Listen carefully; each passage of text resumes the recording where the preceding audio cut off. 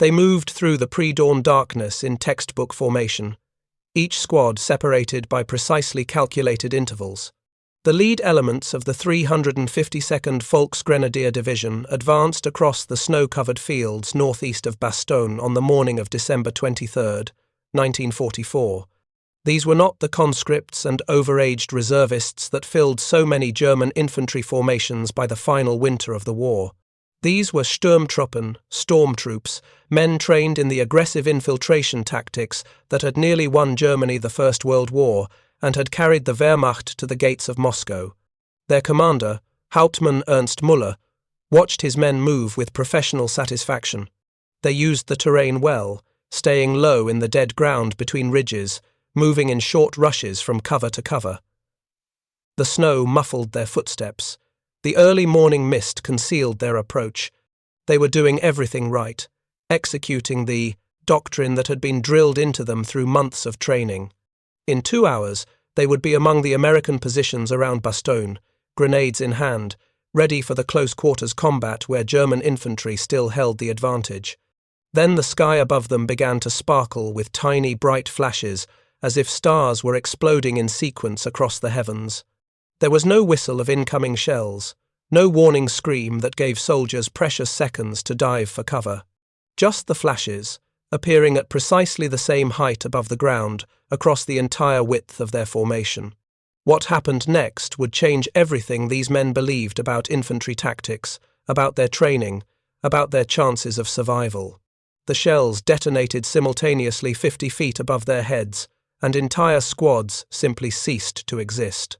If you're enjoying this deep dive into the story, hit the subscribe button and let us know in the comments from where in the world you are watching. From today. This was not supposed to be possible. Artillery shells exploded when they hit the ground, giving soldiers the fraction of a second warning provided by the incoming sound, the chance to drop flat and let the earth absorb the worst of the blast. Or they exploded on impact with trees and buildings, a known hazard that could be avoided by staying clear of overhead cover. But these shells were exploding in perfect unison, at optimal killing height above open ground, with no impact, no delay, no warning. The fragmentation pattern was devastating, methodical, almost scientific in its efficiency. Men who had survived 3 years of combat on the Eastern Front, who had learned to read the battlefield and anticipate danger, were being killed by something they could not predict and could not counter. The irony would have been clear to any soldier from the previous war. The Sturmtruppen, the elite assault troops whose tactics had revolutionized infantry warfare, were being killed by a technology that made those very tactics obsolete. Their training emphasized speed, aggression, and closing with the enemy before defensive fires could be effectively concentrated. But now the defensive fires found them in the open, detonating with perfect timing to maximize casualties against troops in the attack. The proximity fuse, a device so secret that American artillery crews were forbidden to use it over German-held territory until the Battle of the Bulge, had turned the mathematics of infantry assault upside down. Stormtroops were supposed to be the answer to static defensive warfare. The proximity fuse was the answer to stormtroops. The Sturmtruppen of 1944 were the inheritors of a tactical revolution that had begun 27 years earlier in a completely different war. To understand what happened in the forests around Bastogne, you must first understand what those men believed about themselves, about their training, and about the doctrine that had shaped German infantry tactics for a generation. The original Sturmtruppen were born from desperation on the Western Front in 1916. The German army, locked in the grinding stalemate of trench warfare, faced a fundamental problem. Traditional infantry assaults against prepared defensive positions resulted in catastrophic casualties for minimal gains. Waves of soldiers advancing across open ground were cut down by machine gun fire and artillery before they could reach enemy trenches. The calculus was simple and brutal. Offense was far more costly than defense, and Germany was running out of men. Captain Willy Rohr, commanding a unit designated Assault Detachment Rohr, developed a radical alternative. Instead of linear waves of infantry advancing shoulder to shoulder, his men operated in small, independent groups. They were trained to infiltrate enemy lines at weak points, rather than attack strength with strength. They carried specialized weapons, flamethrowers, light machine guns, grenades, and later, submachine guns. They moved fast, exploited success rather than reinforcing failure, and bypassed strong points to attack command posts and artillery positions in the rear. The tactics worked brilliantly. In the spring offensive of 1918, Sturmtruppen spearheaded attacks that broke through British and French lines, advancing further in days than the Allies had managed in years. They nearly won the war. The British called it the Kaiserschlacht, the Kaiser's battle, and for terrible weeks in March and April of 1918, it seemed Germany might actually reach Paris and force a negotiated peace before American forces could tip the balance. The offensive ultimately failed due to logistics and exhaustion rather than tactical inadequacy. Germany could break through but could not sustain the advance. Allied reserves, particularly fresh American divisions, eventually stabilized the front, but the tactical lessons remained. Sturmtruppen doctrine had demonstrated that aggressive, well-trained infantry using infiltration tactics could overcome defensive positions that had seemed impregnable. When Germany began rebuilding its military in the 1930s, Sturmtruppen tactics became foundational to infantry training. The Wehrmacht emphasized small unit initiative, combined arms coordination, and aggressive maneuver. Every German infantryman received training in basic assault tactics. Selected soldiers received advanced training as designated assault troops, maintaining the Sturmtruppen tradition in specialized formations. These principles proved devastatingly effective in the early war years. German infantry infiltrated the Maginot Line's weak points during the invasion of France in 1940. They stormed Soviet positions in the opening weeks of Operation Barbarossa. The doctrine worked because it was fundamentally sound. Well-trained soldiers using fire and movement could close with enemy positions faster than defenders, could concentrate effective fires against them. By late 1944, with Germany facing Allied armies on multiple fronts, Sturmtruppen training became even more critical. The Wehrmacht could no longer match Allied material superiority in tanks, artillery, or air support. But infantry tactics, properly executed, could still achieve local superiority and create opportunities for counterattacks. German training emphasized this reality relentlessly. Superior training and aggressive tactics would compensate for material disadvantages. The men advancing toward American positions around Bastogne that December morning believed in their training with the conviction born from repeated success. Many were veterans of the Eastern Front, where aggressive infantry tactics had meant the difference between survival and encirclement. They had seen what happened to units that remained passive, waiting in defensive positions for Soviet artillery to pulverize them. Movement, aggression, and closing with the enemy were survival skills as much as tactical principles. Their immediate objective was clear and achievable by conventional standards.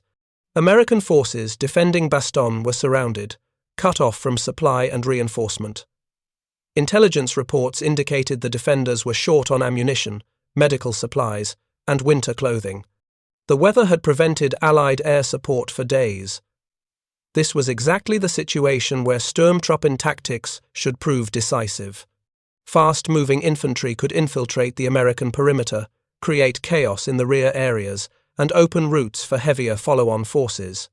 The 352nd Volksgrenadier Division was not a first-line formation, but it had been reinforced with experienced NCOs and officers who understood assault tactics. The division had been rebuilt after being destroyed in the Falaise pocket in France earlier that year. Most of the enlisted men were young, many were 18 or 19 years old, but they had received thorough training in the infiltration methods that had served Germany for nearly 30 years. Hauptmann Müller had personally overseen preparation for this attack. His company had rehearsed the approach march, the formations they would use, the actions at the objective.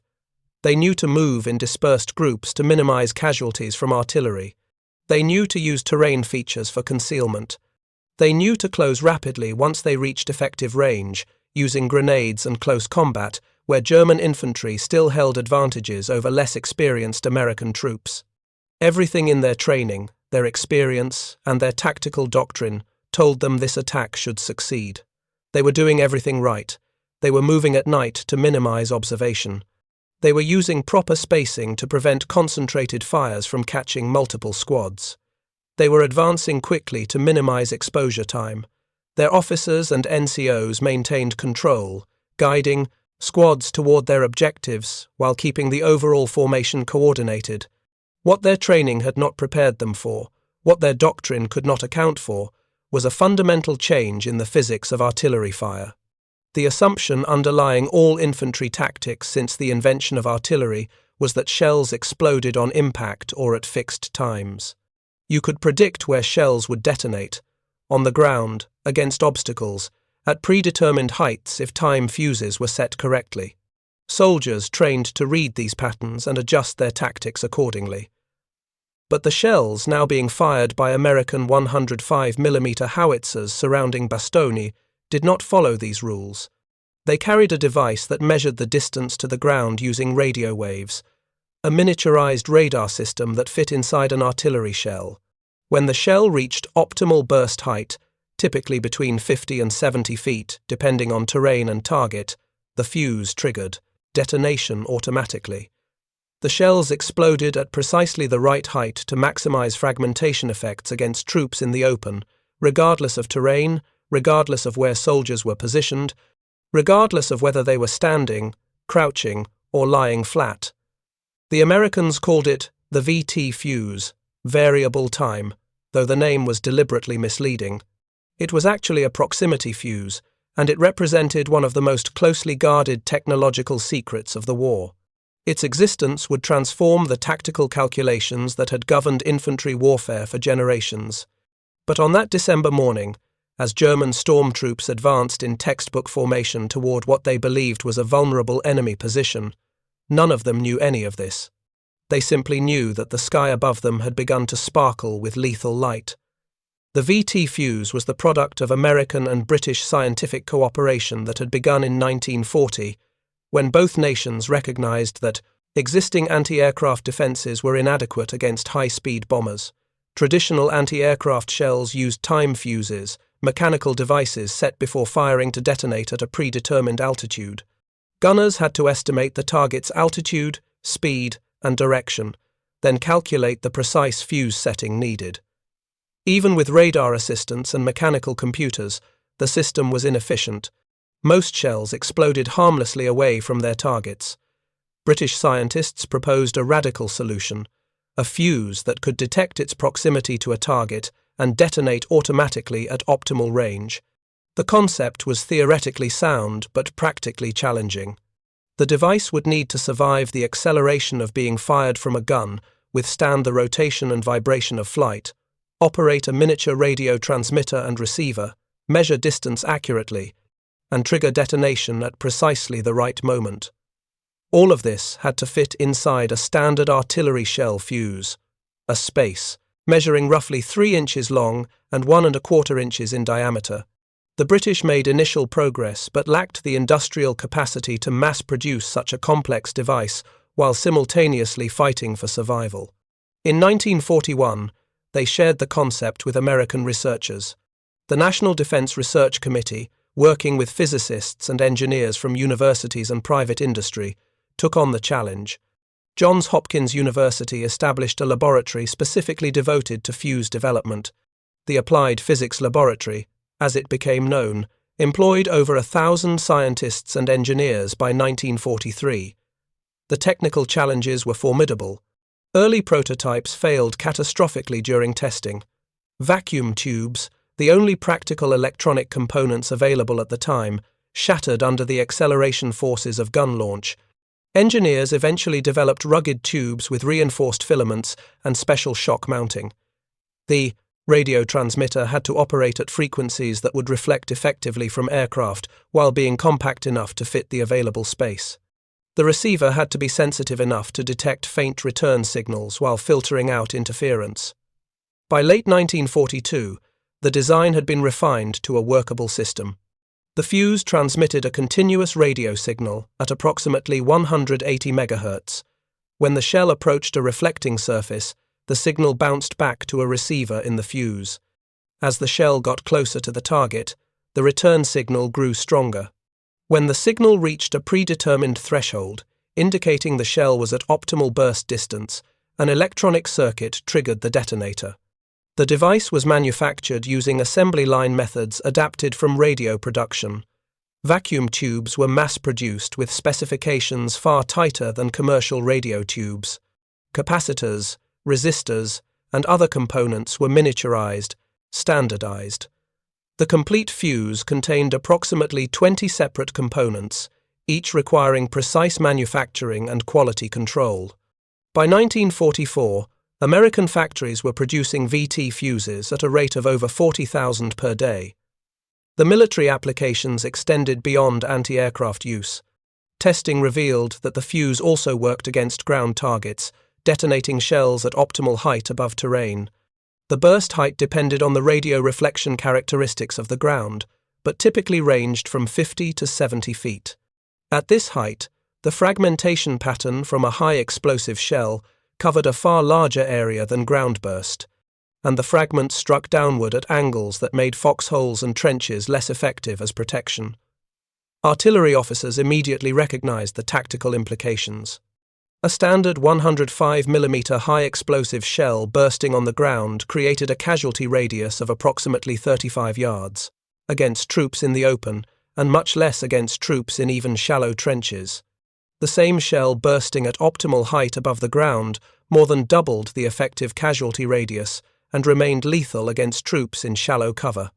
For the first time in artillery history, defenders could achieve area coverage comparable to airburst shrapnel shells without requiring precise fuse settings or flat terrain. The weapon was so valuable that its use was severely restricted. Artillery crews were forbidden to fire VT-fused shells over enemy-held territory where duds might be recovered and analyzed. The fuses were used primarily in anti-aircraft roles and in naval bombardment, where shells fell into the ocean. German intelligence knew something new was being used against their aircraft, but had not determined the mechanism. Captured fuses from the Pacific Theater, where they were used more freely against Japanese forces, had been sent to Germany for analysis, but German scientists had not yet reverse-engineered the design. Then came the Battle of the Bulge. On December 16, 1944, German forces launched a massive offensive through the Ardennes forest, achieving complete tactical surprise. American units were overrun or surrounded. The situation was critical enough that normal restrictions on VT fuse use were lifted. If the Germans were going to capture the technology, that was preferable to losing the battle. American artillery batteries defending critical positions, including those around Bastogne, were authorized to use proximity fuses against ground targets. The first shells detonated above the advancing German infantry at 05:47 hours on December 23. Hauptmann Muller's lead squads were approximately 800 yards from the American perimeter, moving through a shallow valley that provided concealment from direct observation. The formation was dispersed as doctrine required, with squads separated by 50 to 70 yards and individual soldiers maintaining 5-yard intervals. They were in the open, unavoidably, but their dispersal should have minimized casualties from artillery fire. American forward observers, equipped with radio communications to artillery batteries, had detected the movement. The 105th Field Artillery Battalion, positioned several miles behind the front lines, received fire missions targeting the approaches to their sector. The battery commander ordered VT fuses for the mission. Gun crews loaded shells, set charges for the calculated range, and elevated their 105mm howitzers to the proper angle. At 05:45, the order came to fire. 12 guns fired simultaneously, their shells arcing through the dark morning sky. The flight time was approximately 20 seconds. The shells descended toward the valley where German troops were advancing. At precisely 58 feet above the ground, the radio proximity fuses detected. Sufficient signal return from the snow-covered earth below to trigger detonation. 12 high-explosive shells, each containing nearly 4.5 pounds of Composition B explosive, surrounded by a pre-fragmented steel shell body, burst in a coordinated pattern across the width of the German formation. The effect was unlike anything the German soldiers had experienced. Conventional artillery gave warning, the whistle of incoming shells, the brief moment between sound and impact when trained soldiers could drop flat or seek cover. These shells detonated without that warning, exploding at the optimal height to send fragmentation downward across the maximum possible area. Each shell produced approximately 1,500 fragments with lethal velocity. The fragments struck troops from above at angles that defeated the minimal protection offered by lying prone. Oberfeldwebel Hans Koch, commanding the lead platoon, was killed instantly by fragments that penetrated his helmet and chest. 22 men in his platoon were hit in the first volley. 11 died within minutes. The survivors, many wounded, sought cover in the shallow depressions and shell holes that dotted the valley floor. But the covering fire offered by ground-level cover was negated by the overhead burst pattern. Fragments from subsequent shells rained down into the positions where men had taken cover. If you find this story engaging, please take a moment to subscribe and enable notifications. It helps us continue producing in-depth content like this. The American artillery continued firing at calculated intervals, walking shells across the valley in a methodical pattern.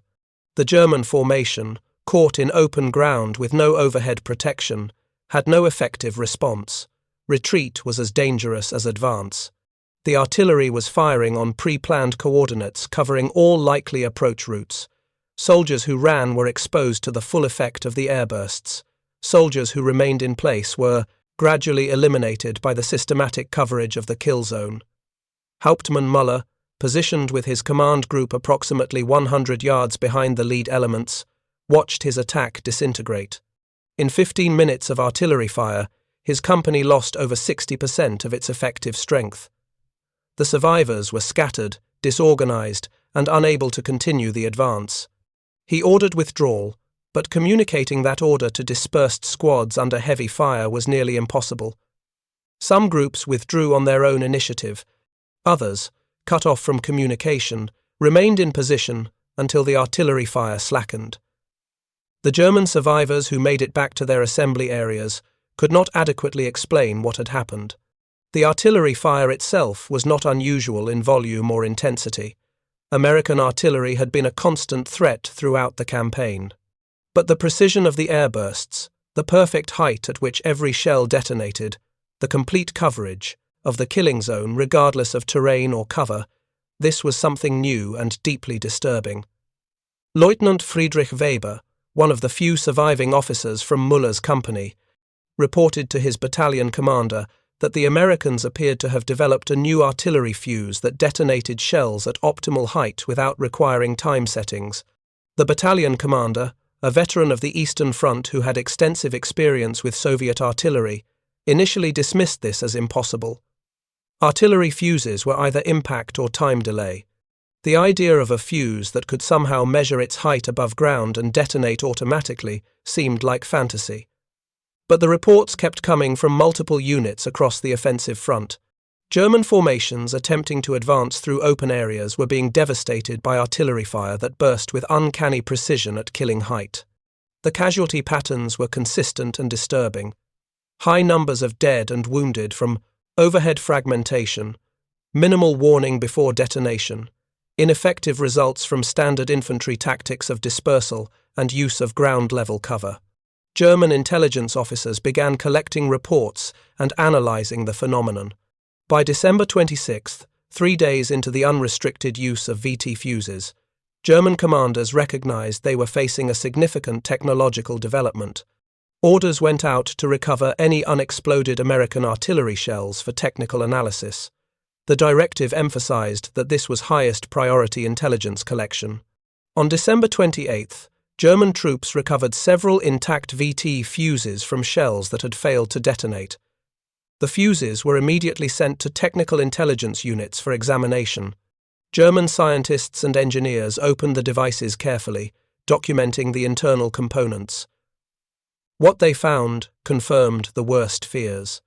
The Americans had developed a miniaturized proximity fuse using radio technology, and they were manufacturing it in sufficient quantities to use routinely in field artillery.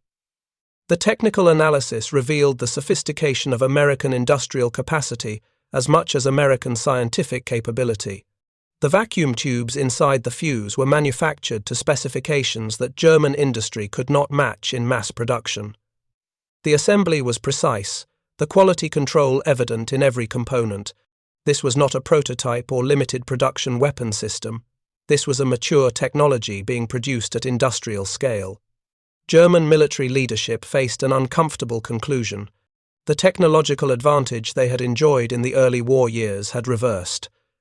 The Americans were now fielding weapons that German science understood theoretically, but could not produce practically. More immediately, the tactical implications were severe. Infantry assault tactics, the foundation of German operational doctrine, had been compromised by a weapon that made open ground advances catastrophically expensive. For the Sturmtruppen and regular infantry formations attempting to execute the Ardennes offensive, the realization was more personal and immediate.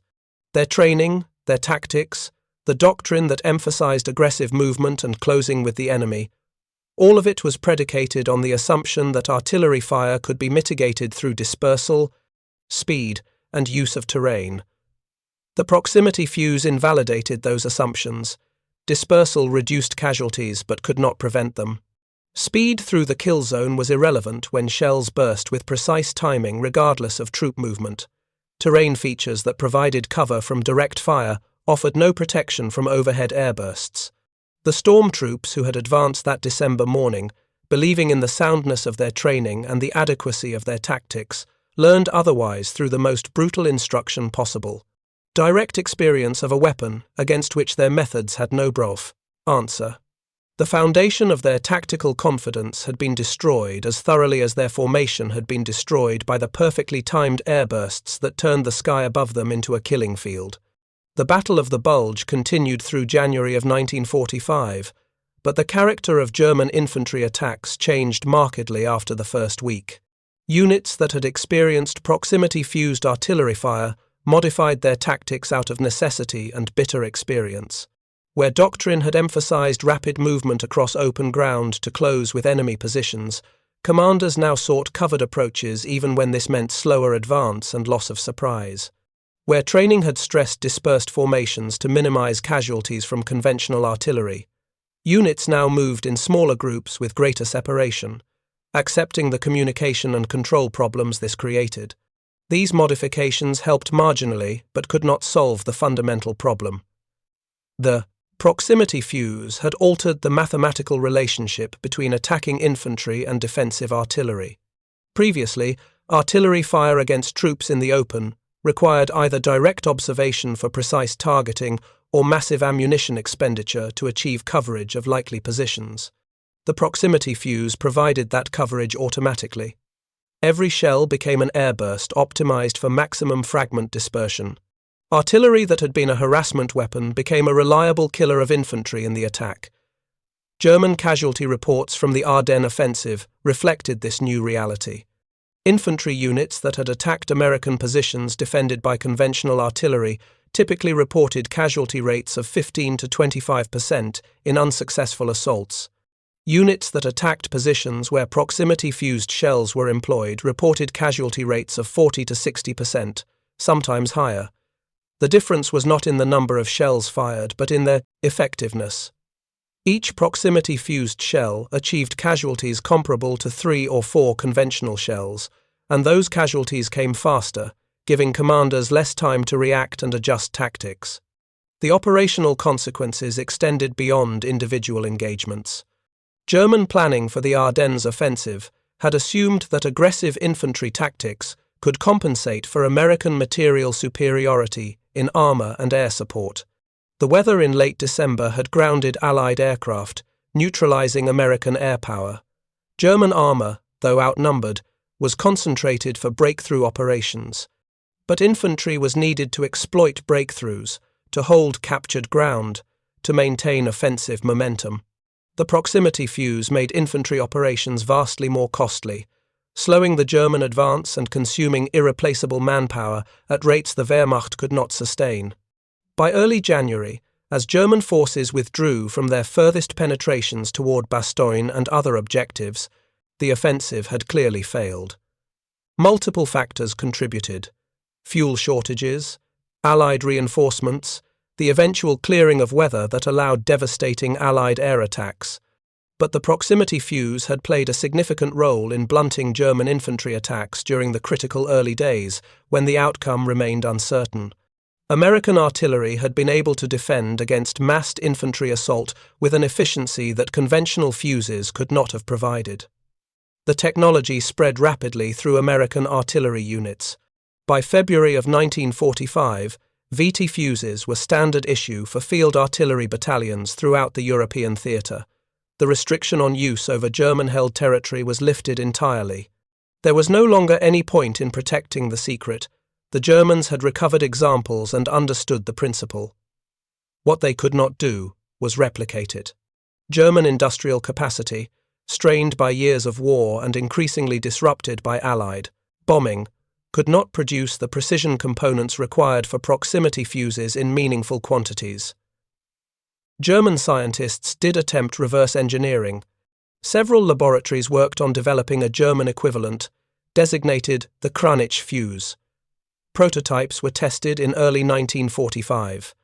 The devices worked, demonstrating that German science understood the principles involved. But moving from prototype to production required manufacturing capabilities that no longer existed in Germany. The vacuum tubes needed to be produced to tolerances beyond what damaged German factories could achieve. The assembly required skilled labor that had been diverted to more critical war production. Raw materials, particularly copper and strategic metals for electronic components, were increasingly scarce. The Kranich fuse never entered production. Germany surrendered in May of 1945 with fewer than 100 prototype proximity fuses produced, none of which saw combat use. The Americans, by contrast, had manufactured over 22 million VT fuses by war's end. The disparity represented more than different industrial capacities. It represented the fundamental asymmetry of the war by 1944. One side could innovate and mass-produce complex technologies, while simultaneously sustaining massive military operations across multiple theatres. The other could innovate but lacked the resources to translate innovation into battlefield advantage. For the individual soldiers who survived encounters with proximity-fused artillery, the experience left psychological scars that went beyond the physical casualties. Gefreiter Anton Richter, who had been with Hauptmann Muller's company during the December 23rd attack, was interviewed by American intelligence officers after his capture in March of 1945. His account provided insight into the mental state of German infantry in the final months of the war. Richter described the December attack in detail: the careful preparation, the confidence in their training, the textbook execution of infiltration tactics. Then he described the artillery fire that had destroyed his squad. "We knew artillery," he told his interrogators. "We had survived Soviet artillery for 2 years on the Eastern Front. We understood how to move, where to take cover, how to read the sound of incoming shells. But this was different. The shells exploded above us with no warning, at exactly the right height to kill. There was no pattern we could learn, no technique we could use. We were helpless." The word helpless appeared repeatedly in interviews with German prisoners who had experienced proximity-fused fire. It represented a fundamental shift in how these soldiers understood their tactical situation. Infantry doctrine, particularly the Sturmtruppen tradition, emphasized that well-trained soldiers could influence the outcome of combat through skill and aggression. The proximity fuse removed that agency. Soldiers in the open were simply targets, and their training provided no effective countermeasures. This psychological impact was particularly severe for veteran soldiers who had internalized the lessons of successful aggressive tactics. Men who had survived years of combat by trusting their training and their instincts found that training inadequate and instincts misleading. The proximity fuse killed indiscriminately, with mechanical efficiency that made no distinction between experienced soldiers and replacements, between those who followed doctrine and those who made mistakes. American intelligence officers noted that German prisoners displayed unusual levels of demoralization when discussing proximity-fused artillery. This was distinct from the general war weariness that characterized many German soldiers by early 1945. It was specific despair about the tactical situation, about being required to attack against a weapon system that made attack suicidal. Some prisoners expressed relief at capture, stating explicitly that survival in prisoner of war camps was preferable to continued exposure to American artillery. The contrast with German attitudes toward other American weapons was revealing. German soldiers respected American armor but believed skilled anti-tank crews could engage tanks effectively. They feared American air power but knew that aircraft had limitations in bad weather and close terrain. They acknowledged American artillery superiority in numbers but trusted their training to mitigate conventional artillery fire. The proximity fuse was different because it negated training and tactical skill, reducing infantry combat to a simple question of who had the better technology. After the war, when military historians analyzed the final campaigns in Europe, the proximity fuse received less attention than more dramatic developments like jet aircraft or V-weapons. But its tactical impact was arguably more significant than any other single weapon introduced in the final year of the war. It fundamentally changed the infantry-artillery relationship, making defensive artillery far more lethal against attacking infantry and substantially increasing the cost of offensive operations. The technology continued to develop in the post-war period. Modern artillery fuses incorporate sophisticated electronics that make the wartime VT fuse seem primitive by comparison. But the basic principle remains unchanged: shells that detonate at optimal height based on proximity to target rather than preset timing or ground impact. Every modern military uses proximity fuses as standard equipment. The weapon that shocked German stormtroops in December of 1944 is now so commonplace that its revolutionary nature is easily forgotten. The morning of December 23, 1944, began with German stormtroops advancing in textbook formation toward American positions around Bastogne. It ended with those formations shattered, with casualty rates that made continuation of the attack impossible, with survivors trying to understand what had happened to them. The tactical lesson was clear. Aggressive infantry tactics developed over decades of refinement had been rendered obsolete by a technology that fit inside a standard artillery shell. The broader lesson took longer to absorb, but was equally important. Wars between industrial powers are ultimately decided by industrial capacity. Training, tactics, and fighting spirit matter, but they cannot overcome fundamental disparities in technology and production. Germany had begun the war with tactical and technological advantages in many areas. By 1944, those advantages had evaporated, replaced by Allied superiority in nearly every category of military hardware. The proximity fuse was particularly symbolic because it represented capabilities Germany could not match, even when German scientists understood the underlying principles. The fuse required precision manufacturing, quality control, and production volumes that were beyond Germany's diminished industrial capacity. American factories were producing 40,000 fuses per day, a rate that exceeded Germany's entire annual production of comparable precision electronic devices. For the Sturmtruppen, who had carried the tradition of aggressive infantry tactics from the previous war through the campaigns of World War II, the encounter with proximity-fused artillery marked the end of an era. The tactics that had nearly won the First World War, that had achieved stunning victories in Poland, France, and the early Soviet campaigns, had been defeated not by better enemy tactics but by technology that made those tactics untenable. The men who survived learned to fear the sparkle of airbursts above advancing formations, the mechanical precision with which shells detonated at optimal killing height. They learned that their training, comprehensive and rigorous as it was, had not prepared them for a battlefield where the enemy could simply negate their tactical advantages through superior technology. They learned, in the most visceral way possible, what it meant to fight a war against an enemy with overwhelming industrial capacity. The sky had sparkled with tiny bright flashes that December morning, each flash marking the detonation of a shell at precisely calculated height above the ground. For the men below, watching their formation disintegrate under fire they could not counter, the sparkles represented something more than just effective artillery.